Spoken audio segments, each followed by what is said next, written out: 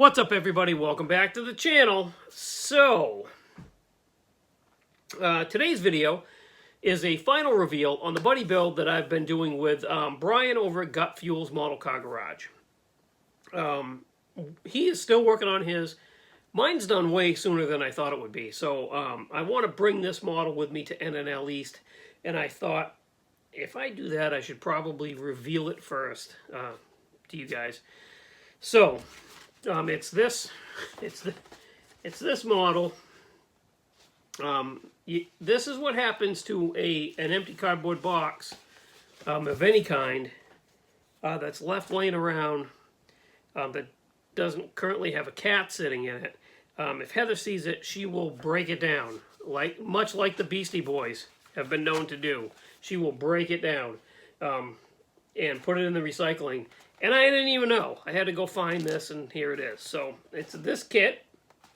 I did have some challenges with this kit. It was fitment issues is really what the problem was. And I'll show you the model, and I'll explain what I had to do to fix it. But all in all, it came out really nice, I think. So, here we have it. So this is the Revell 37 Ford Coupe Street Rod. Get out of here.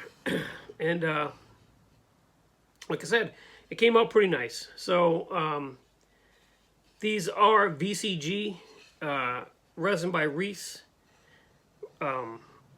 resin wheels and tires. The motor is an Iceman Collections flathead with the ardent heads and the supercharger. I did have to make my own upper radiator hoses to get that to work. I used the kit radiator. I wanted this to have no hood, so as you can see, I kind of cut the tip of the hood off and did my own thing with that. Everything fit really nice. No, that's a lie. I have actually had this model apart after it was painted and finally assembled, and I just couldn't stand the way it looked because it fit so bad. So I broke it back apart and took a Dremel to it to fix what had to be fixed. Yeah. So, anyways, here it is. This is the undercarriage. Made my own exhaust. One of the pipes got kind of screwed up, but sitting like that, you can't really tell. So, fitment issues. Let me get through that first. So when I put this thing together, now I knew it was going to have issues. I've been told in the past by other people that built this kit, the firewall doesn't fit that good. Got to be careful of the firewall placement. If the firewall placement is off just a smidge, and yes, that's a technical measurement, if it's off just a smidge, it's going to throw everything else off. So, before painting, I ended up cutting the firewall and shaving the humps off of it to get this engine to fit, and filling those with, I don't remember the thickness, but it was styrene sheet anyway. And then pre-painting, I put the floor and the fenders and the body and the firewall all together and got it lined up nice, and taped it where it needed to be. Was super careful. I glued it in, and then I did my whole painting and stuff, and then rechecked it. Look at that! It still looks good. Okay, cool. Then I set to work on everything else. I test fit this body on these fenders and this floorboard. No word of a lie, 20 times, and it always fit nice. Okay, then I put the interior in, and I don't know what happened there, because I put the door cards in the rear panel, they all glue inside the body, and I even used, I'll be right back, I even used one of these. I measured everything to make sure everything was the same distance, everything was square, we had the same amount of distance between the bottom of the door card and the bottom of the body, so that it would fit on there. And when I did my final assembly, it didn't fit. I don't know what happened or what changed, other than obviously the panels needed to be shaved down just a bit on the bottoms, which I ended up, believe it or not, doing after they were glued into the body and this was painted. But then I started looking at here on the body and the firewall.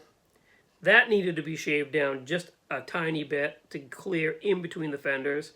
Again, I almost feel like maybe that happened. It fit good in bare plastic, but it didn't fit afterward. That might be the thickness of the paint here. But I also needed to shave down the inside of the body here and the inside of these fenders. Yeah. So, you can ask Brian. I actually was talking to him while I was doing it. I actually broke this thing apart and took a Dremel to everything I needed to take apart. I said, the heck with it. I'm going to be careful, but I can't live with the way it looked. The gap, which it still has a little bit of a gap in the back. You can see it, right? Oh, wait. Hold, please. Where'd they go? Where did those go? There they are. I forgot somebody gave me one of these. So you can see the gap right there. Both sides. Both sides. Right there. That was big enough for a cat to slip through before. I just couldn't deal with it. So, but anyways, long story short-ish. I shaved all that down and I got it put back together, and I think it looks pretty good. I somehow managed to manhandle this body all those times and not screw up the paint. I was able to just repolish it, and it came out looking pretty good. Speaking of the paint, it is painted with Tamiya AS29 Gray Green. That is a aircraft color. And then it's clear coated with Old Standby. And it looks, like I said, it came out really nice, I think, in the end.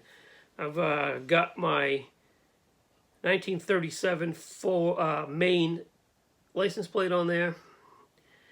There's no place for me to put a front plate on here. I was going to put a blue ox plate on it, but I don't want to put a front plate on that. So the inside is, like you said, like I showed you guys before. I use that washi tape pattern on the door panels and the seats. It looks pretty good. I had made a roll bar for it, but it didn't quite fit together. Really, it didn't look good. So we got rid of that. No roll bar. It's a street rod. Doesn't need a roll bar. So, yeah. There it is. And it will be going to NNL East with me in 2 days. So, that is the final reveal on that. Go over to Gut Fuel's Model Car Garage. He's still working on his. And one thing I can guarantee is his is going to be at least 10 times better than mine. Guaranteed.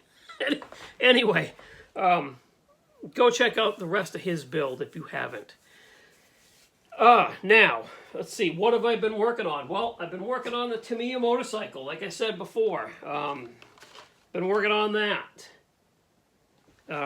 And we've made some fairly good progress. I got the engine. The engine is done. Motor, engine, whatever you call it on a motorcycle. That's as far as I've gotten on that. I think that is coming right along. And we've got body panels in primer. Filled the seams and in primer. These still have to be sanded. So here's the rear part. The back body work. Again, filled the seam. It's in primer. Good to go. Probably won't get any paint on this until after NNL, or any more progress on that, honestly, until after NNL. Like I said, this is Tuesday evening. This video is going to drop Wednesday morning. And then I have Wednesday and Thursday to get ready to go to NNL on Friday. Leave first thing Friday morning. Like I said, I think I'm going to take a third model, but I don't know what one yet. It's either going to be the Old Tom tribute build, the red 32 Ford Highboy with the Duval style window. Go back in my videos. I did a whole build thing on that. Or the pink 37 Ford pickup, which I really like. I really like that truck. So that might be kind of neat. 37 and 37 sitting on the table next to each other. I don't know yet. I'm not sure. But I'm going to try to do another video before I leave. Just to catch up to speed on what the final plan is for NNL. And that's that. So, thanks for watching. Thanks for subscribing. As always, please go check out everything linked in the description of the video and give them a like, or not give them a like. What am I trying to say? Okay. Thank you to Market Hobby and Models. Go check out his website. He's got lots of stuff on there. Thank you to Matt at MCV Products. He's adding cool new stuff to his website every single day. Go check out Iceman Collections. For the next week-ish, you can use the code 10BLUE10 to save 10% off your entire Iceman Collections order. But that ends the 30th. My gosh, I'm struggling, guys. That ends the 30th. Done. So if you try to use that code after the 30th, it won't work. Sorry. Thank you to all those guys. Again, if you want to get in touch with me, there's an email in the description of every video. Don't hesitate to reach out. I like hearing from you guys. I can help you in any way with advice, or if you have a question, or you just want to say hi, or whatever. Don't hesitate to reach out. That's why it's there. And that's going to do it. So I will talk to you again before I leave. How's that? I know that doesn't narrow it down very much, but I'll talk to you before I leave. Bye, guys.